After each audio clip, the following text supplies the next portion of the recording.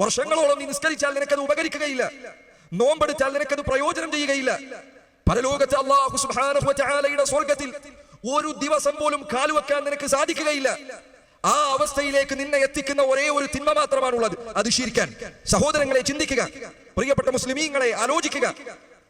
നമ്മൾ ഈ നിസ്കരിക്കുന്ന നിസ്കാരങ്ങൾ, നമ്മുടെ സ്വതക്കകൾ, നമ്മുടെ ഇബാദത്തുകൾ, നമ്മുടെ നേർച്ചകൾ, നമ്മുടെ വഴിപാടുകൾ, റമദാനിൽ നമ്മൾ നോമ്പെടുക്കുന്നത്, നമ്മുടെ ഹജ്ജുകൾ, നമ്മുടെ ഉംറകൾ, ഈ പ്രവർത്തനങ്ങൾ അല്ലാഹു സ്വീകരിക്കണമോ? ഈ പ്രവർത്തനങ്ങൾ പരലോകത്ത് നമുക്ക് ഉപകരിക്കണമോ? സഹോദരങ്ങളെ, ശിർക്ക് സംഭവിക്കാൻ പാടില്ല. ഇബാദത്ത് എന്തൊരു കാര്യമുണ്ടോ, നിസ്കാരമാകട്ടെ, പ്രാർത്ഥനയാകട്ടെ, സകാത്താകട്ടെ, നോമ്പാകട്ടെ, നേർച്ചകളാകട്ടെ, ഇബാദത്ത് എന്തെല്ലാം കാര്യങ്ങൾ ഈ ദുനിയാവിലുണ്ടോ അവയെല്ലാം അല്ലാഹുവിനല്ലാതെ മറ്റൊരാൾക്കും നൽകാൻ പാടില്ല.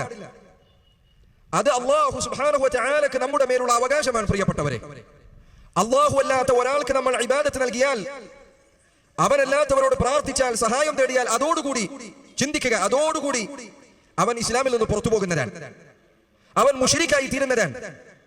വിശുദ്ധ ഖുർആനിൽ അല്ലാഹു പറയുന്നു, ഇന്ന ശിർക ലദുൽമുൻ അദീം, തീർച്ചയായും ശിർക്കാകുന്നു ഏറ്റവും ഗുരുതരമായ പാപം. ആലോചിച്ചു നോക്കൂ നിങ്ങൾ.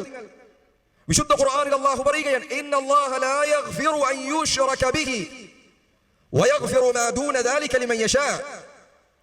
അല്ലാഹു അവനിൽ പങ്കു ചേർക്കുക എന്നത് ഒരാൾക്കും പുറത്തു നൽകുന്നതല്ല.